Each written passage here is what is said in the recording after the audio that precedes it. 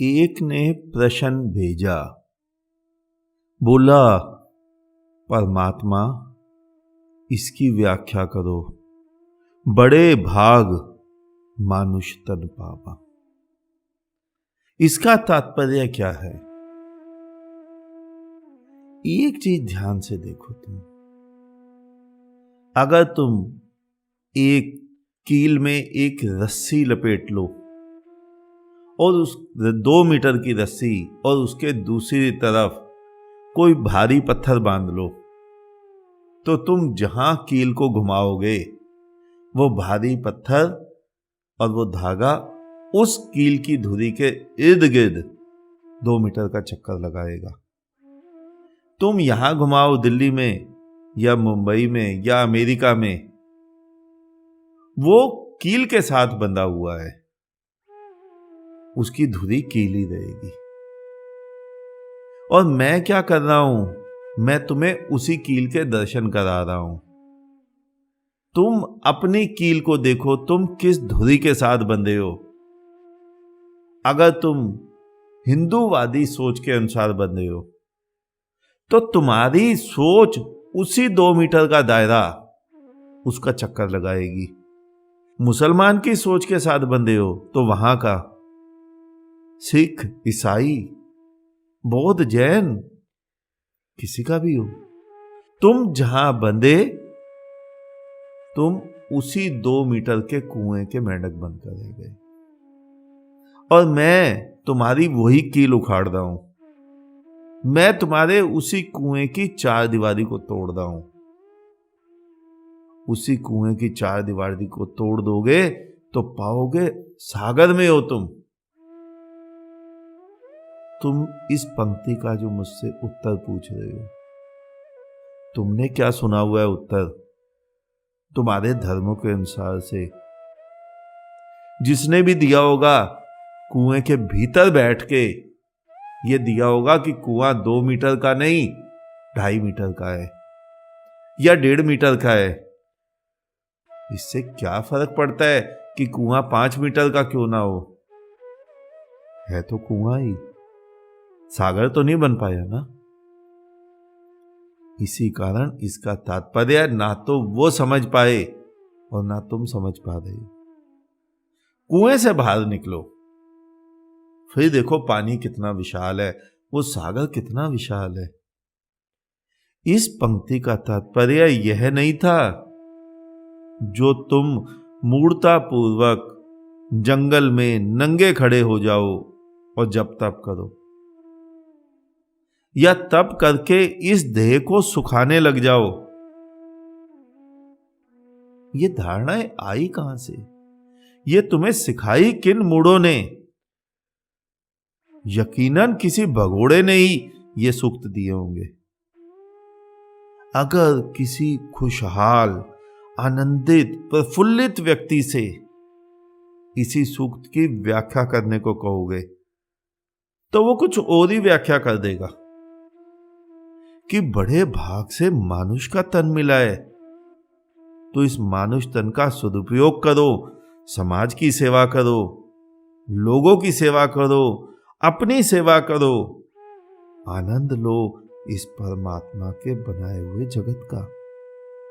पक्षियों के गीत सुनो, नदियों का नृत्य देखो, सागर का ब्रह्मनाद सुनो, पेड़ पौधों की मस्ती की तरह तुम भी झूम उठो। और दूसरी तरफ किसी ऐसे व्यक्ति से इस सूक्त पर बोलने को कहोगे जो जीवन से हारा है, जो दुखी है, जो दरिद्र है, जो भगोड़ा है, तो वो वही कहेगा ना कि जप तप करो, उपवास करो, इतना शरीर को सताओ कि परमात्मा दोबारा ये देह ना दे। यानी पता नहीं कितनी बड़ी भूल हो गई परमात्मा से कि उसने तुम्हें यह देह देकर गलती कर दी। किससे व्याख्या सुनते हो तुम? उसकी मनोदशा पर इसकी व्याख्या निर्भर करती है।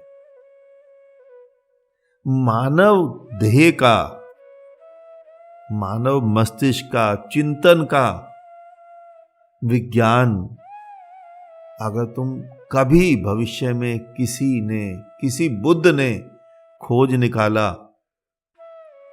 तो पाओगे कि मनुष्य देह इतनी सुंदर देह है, मनुष्य जीवन इतना सुंदर देह है, इसे मूर्तावश जंगलों में खड़े होके दिन रात जप तप करके, दिन रात कुछ भी करके व्यर्थ गवाना नहीं चाहिए।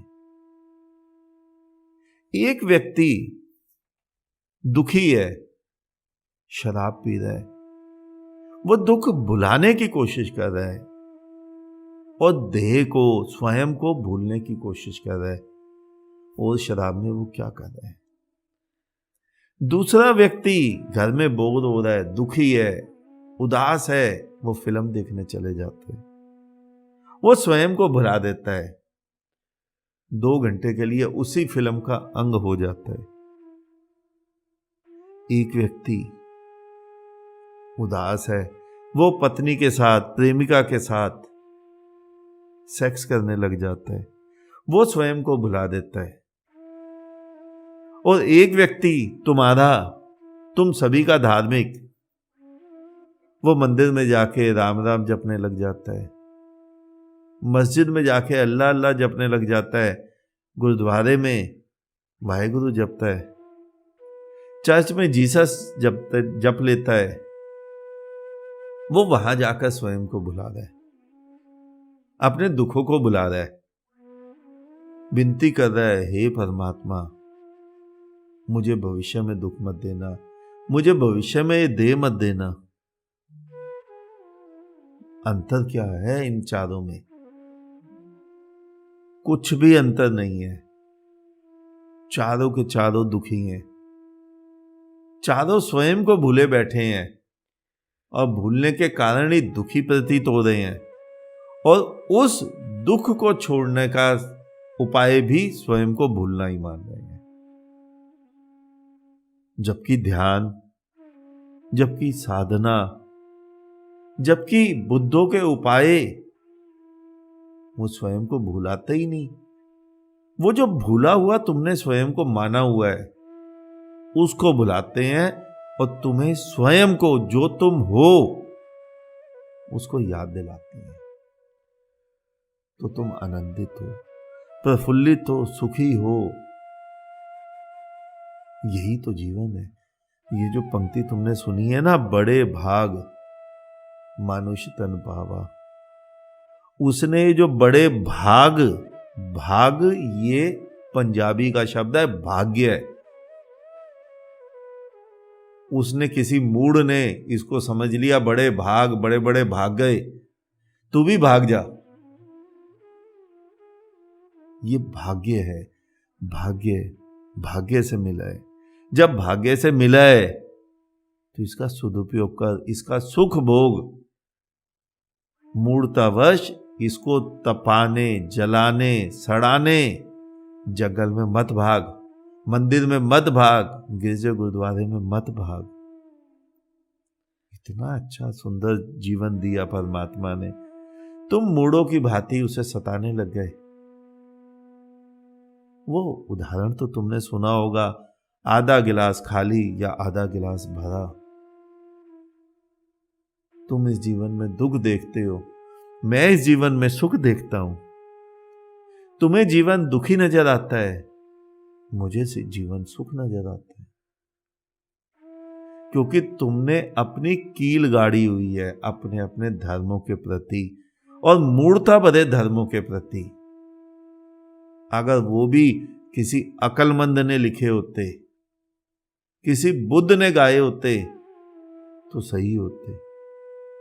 लेकिन तुमने तो सिद्धांत ही उल्टे पकड़े हुए हैं। जीवन दुखाल्यम अशाश्वतम, तुमने पहले ही कीली ऐसी जगह गाड़ दी, दुखाल्यम अशाश्वतम, तो उस खूंटी को जितना भी घुमाओ वो 2 मीटर दूर दुख और अशाश्वत यही दिखाएगी। बुद्धों की खूंटी स्वयं में गड़ी होती है, इसलिए वो आनंदित, प्रफुल्लित ये दिखाते हैं तुम्हें। ना जीवन दुख है, ना अशाश्वत है। अशाश्वत तो कल्पनाएं हैं तुम्हारी जो तुमने गढ़ी।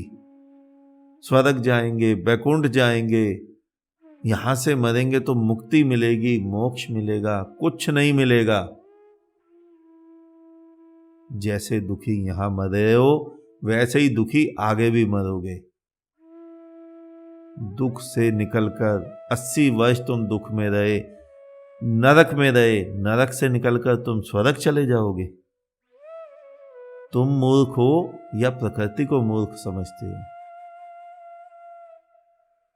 यहां जो तुम्हारी मनोस्थिति रही, इसी मनोस्थिति के अनुसार तुम आगे जाओगे। 80 वर्ष 70 वर्ष तुम दुख में व्यतीत बिताए तुमने। दुख में ही तो हो, तभी तो सुखी होने के उपाय किए जा रहे हो।